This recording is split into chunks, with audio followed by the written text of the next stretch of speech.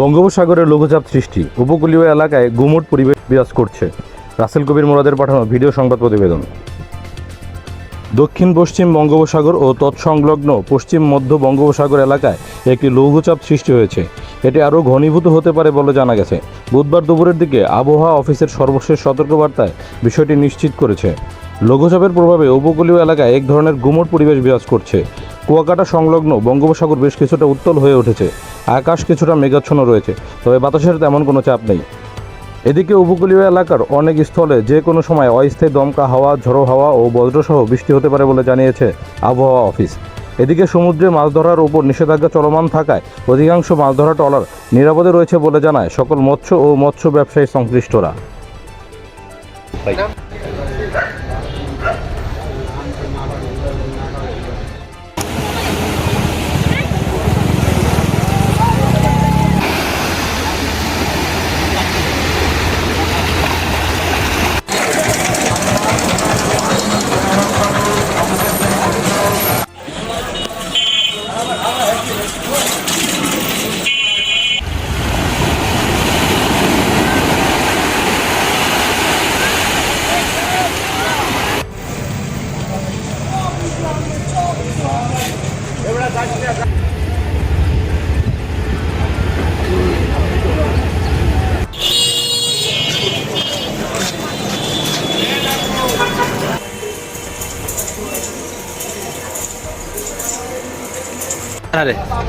Number আছে বলে আমাদের আমি একটা আকামি আমার কালো ভাই।